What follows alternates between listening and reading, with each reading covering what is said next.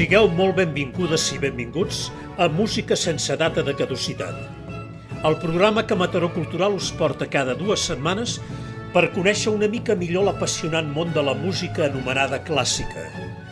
La música sempre es fa estimar, però aquest amor serà molt més gran en la mida que l'anem coneixent més. I aquesta és la pretensió de qui us parla.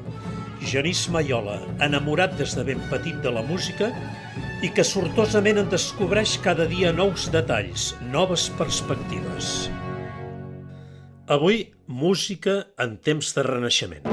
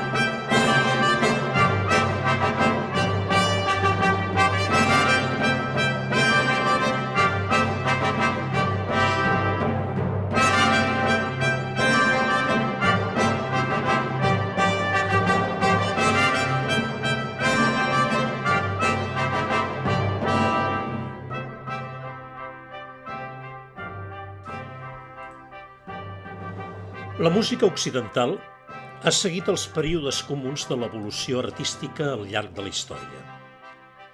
No obstant, la música sempre ha arribat als nous períodes amb un cert retard respecte a d'altres arts. Això és degut que el llenguatge musical és, amb diferència, el més abstracte i el més difícil de portar a terme. No cal més que veure el temps que necessita per la seva formació un músic en comparació amb un pintor o amb un escultor. Però, malgrat aquest petit retard, la música ha estat sempre oberta al canvi estètic i a l'evolució tècnica. Cada societat ha tingut la música que ha necessitat, segons les característiques estètiques i la situació sociopolítica. A més, en totes societats s'han donat 2 tipus de música. La anomenada culta, que sempre ha estat més propera als centres de poder, església, cort, etc., i la música popular, que emanava directament del poble. Els grans períodes de la música són paral·lels als períodes de la història general. La música ha estat sempre lligada a l'evolució de la humanitat i a les referències científiques i estètiques del moment. De manera que els períodes de la història de la música són els següents. L'Antiguitat, l'Edat Mitjana, el Renaixement, el Barroc, el Classicisme, el Romanticisme, el segle XX i l'actualitat. Aquesta gradació comprèn grans períodes, però aquests a la vegada són dividits en subperíodes. I no oblidem que cap època artística comença o acaba dràsticament, sinó que entre una i altra hi ha anys de transició en què les característiques d'ambdues es confonen. Haureu comprovat que en aquests programes no estem seguint un ordre cronològic de la història de la música, sinó que ens estimem més picar d'aquí i d'allà per d'aquesta manera poder gaudir d'una més gran varietat. Doncs bé, avui us convido a traslladar-nos a l'època del Renaixement.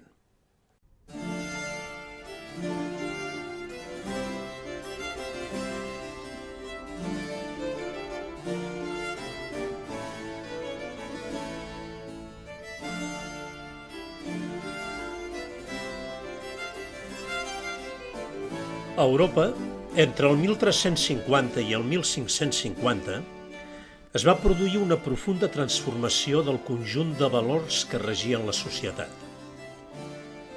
Aquests canvis van afectar l'economia, la política, el pensament, la religió i, és clar, també la música. El Renaixement que vol dir tornar a néixer, simbolitza la ruptura amb el dogmatisme i amb l'obscurantisme medieval, una renovació de les arts, una recuperació del món clàssic, un ús de la raó en tots els camps del saber.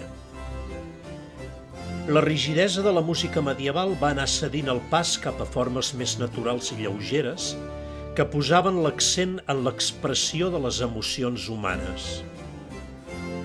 La sensualitat i el delectar-se pels plaers dels sentits ja no era considerat pecaminós. Avui escoltarem música de dos músics renaixentistes. Un de més enllà dels Pirineus, Tilman Susato, i un altre de casa nostra, Mateu Fletxa, el que anomenaven el Vell.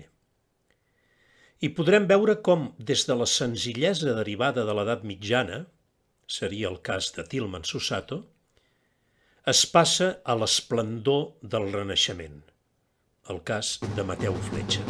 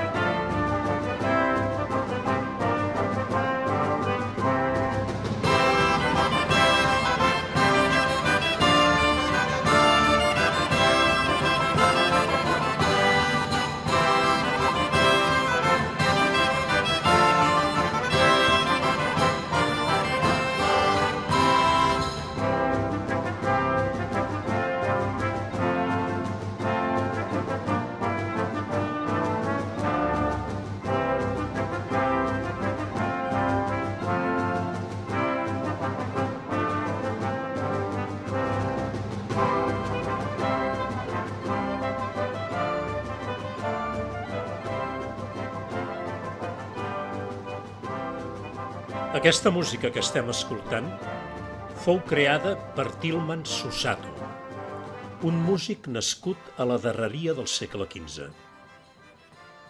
No se sap amb certesa on va néixer, però alguns investigadors creuen que, atès que el seu cognom vol dir de Soest, una ciutat d'Alemanya, potser era natural d'aquesta població de Westfàlia. Tampoc coneixem gran cosa de la seva infantesa i joventut, i comencen a aparèixer referències a ell en nombrosos arxius d'Anvers cap al 1530, quan el trobem treballant com a cal·lígraf i a la vegada com a instrumentista. Els instruments dels que disposava eren una trompeta, una flauta travessera i algun altre instrument de vent de fusta. Des de 1543 fins a la seva mort treballà com a editor musical, per la qual cosa va crear la primera editorial de música als Països Baixos. Fins llavors, la impremta musical només existia a França, Itàlia i Alemanya. És possible que també tingués algun negoci d'instruments. A més, sabem que diverses vegades va intentar d'associar-se amb altres editors, però mai amb èxit. La darrera notícia que tenim de Tilman Susato és de l'any 1570. Susato també era un compositor competent. Va compondre i publicar molts llibres de misses i motets en el típic estil imitatiu de l'escola franco-flamenca. També va compondre 2 llibres de cançons que porten l'especificació d'anar destinades a cantors joves i poc experimentats, i són només a 2 o com a molt 3 veus. Ara n'escoltarem una que porta per títol Cum decore. Està escrita en llatí i la seva traducció seria: amb bellesa, amb amor, amb esplendor, amb ardor, amb vigor, amb calor, canteu amb veu melodiosa. Augmenteu la meravellosa joia amb la música. Es tracta, doncs, clarament d'un cant d'amor a la música.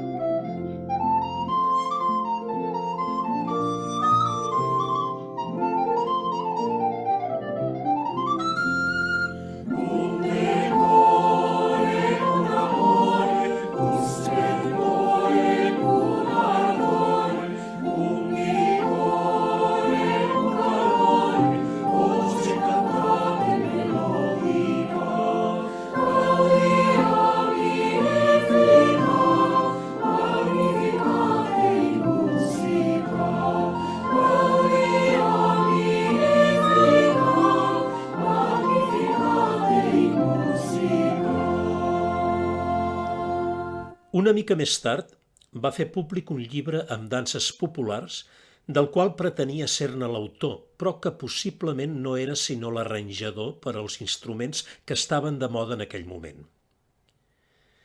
Es tractava de ballets molt fàcils i alegres que es podien tocar amb qualsevol mena d'instruments i l'estil dels quals demostra clarament que tenien un origen popular amb un ritme espontani i una melodia senzilla. Escoltarem com a exemple una Alemann. L'Alemann és el primer moviment tradicional d'una suite, un conjunt de danses. Una Alemann té sempre una forma amb dues parts. Notareu que la primera part és solemne, podem imaginar-nos l'entrada majestuosa de les balladores i balladors, i la segona és més ràpida. Els instruments que toquen en aquesta Alemann són tres. El flotet, instrument de vent de fusta, és una mena de flauta de bec, però només té 3 forats al davant i 2 al darrere. Amb mides diferents, actualment es toca en diversos països i ha donat origen a altres instruments, com el flabiol, a Catalunya, o el xisto, al País Basc. Escoltarem també el saltiri, un instrument de corda polsada que té la forma d'una T. Per a tocar-lo cal repenjar-se'l contra el pit i mantenir-lo en posició vertical. No tots els saltiris tenen el mateix nombre de cordes. És d'origen oriental. I per últim, el tambor, un tabal rodó i llarg que es tocava posat verticalment i es percutia amb unes baquetes de mides diferents.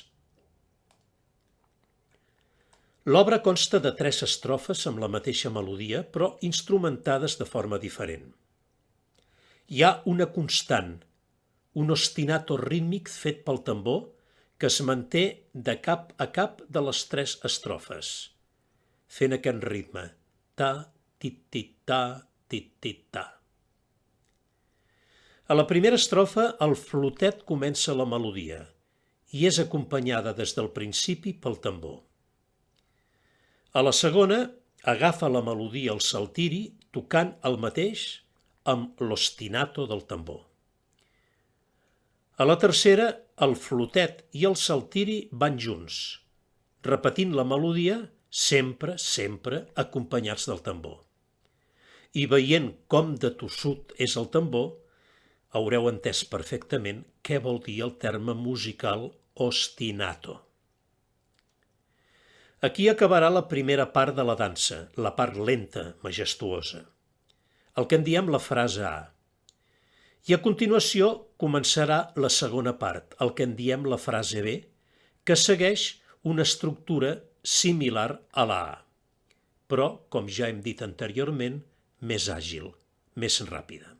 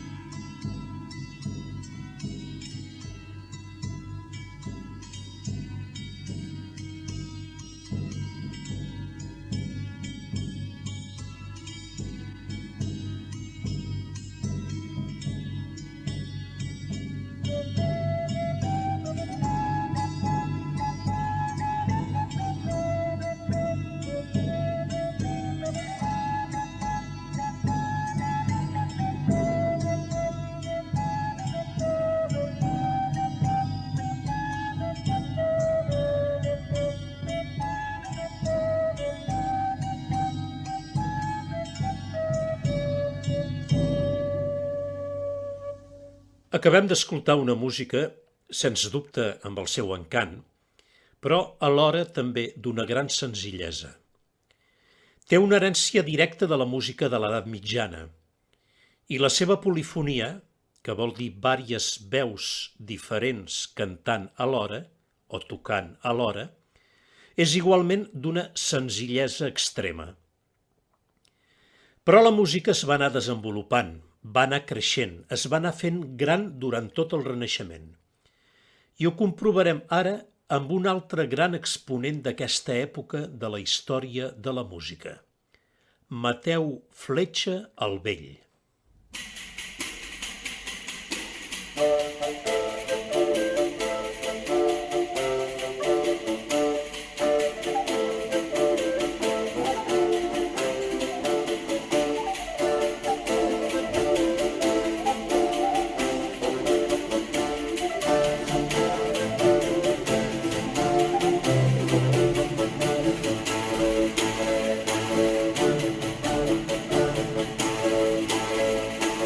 Mateu Fletxa va néixer a Prades, al Baix Camp. Estudià amb el mestre de capella de la Catedral de Barcelona. El mestre de capella era l'encarregat principal de tota la música que es feia a la catedral. Del 1523 al 1525 fou mestre de capella de la Seu de Lleida, on havia estat ja cantor. I més endavant fou el mestre de música de les infantes Maria i Joana, filles de Carles V, el rei espanyol. El contacte amb la cort castellana el familiaritzà amb el repertori de la música hispànica i amb la música religiosa i profana francesa, germànica i italiana que executava la capella imperial de Carles V. La seva orquestra i el seu cor personals, orquestra i cor que sempre acostumaven a tenir tots els reis pel seu plaer. Les obres més importants i cèlebres de Mateu Fletxa són les ensalades. Segons l'Enciclopèdia Catalana, encara que anteriorment ja se n'havien compostes algunes, és realment Mateu Fletxa el Vell el qui arriba a la seva màxima perfecció i és, sens dubte, el veritable creador d'aquesta peculiar forma. En els seus últims anys, va ingressar com a monjo al monestir de Poblet, on va morir l'any 1553.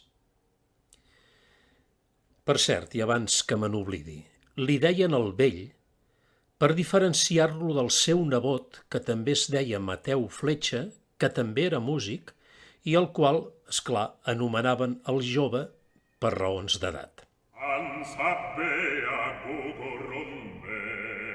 Allandandanga gugurumbe, allandandanga gugurumbe, santapera gugurumbe, allandandanga gugurumbe,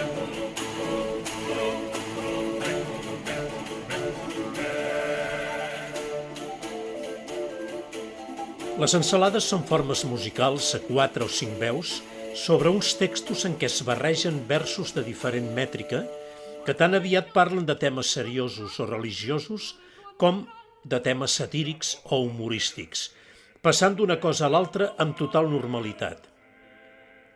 Les ensalades de Fletxa foren famoses a tota Europa i podem considerar-les com una de les millors mostres del repertori profà. Són composicions certament genials, en les quals l'autor assenyala amb una extraordinària tècnica i amb una gran expressivitat tots els accents del text, tant els de profund dramatisme com els d'aguda ironia.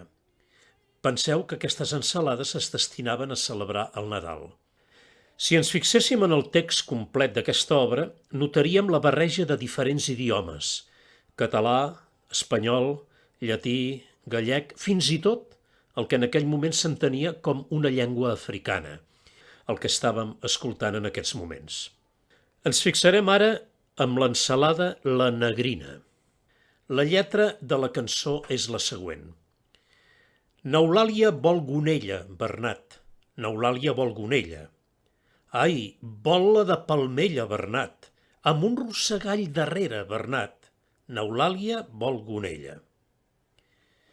La gonella era una mena de vestit amb faldilla i gipó, aquella peça de vestir que cobreix el tronc fins a la cintura, cenyida i ajustada al cos i amb mànigues. Aquest és el vestit que vol l'Eulàlia.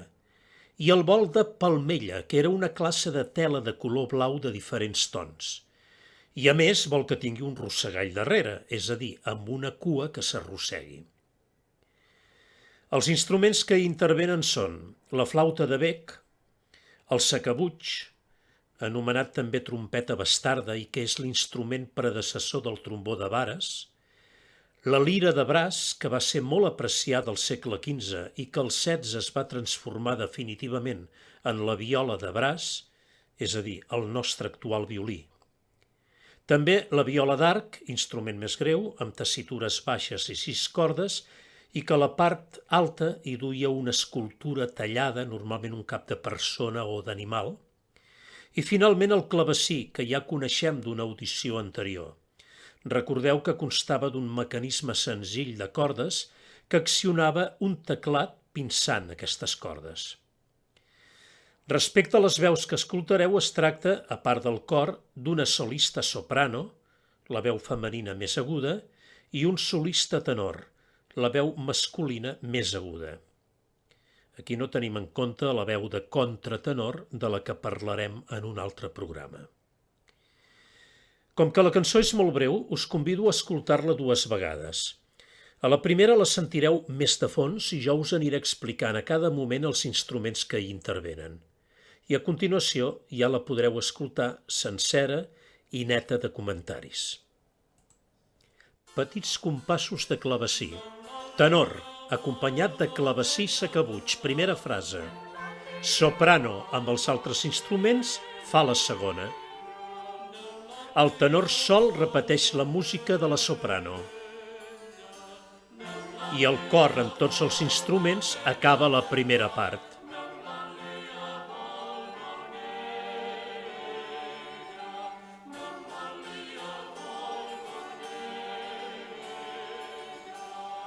La soprano solista canta acompanyada de flauta i clavecí la primera frase de la segona part. El tenor i el sacabutx contesten la segona frase. Tenor i soprano junts.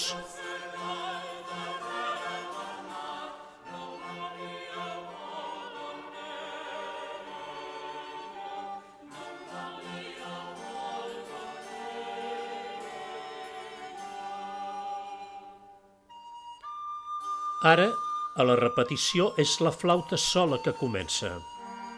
El sacabutx contesta. I el cor amb tots els instruments acabaran la cançó.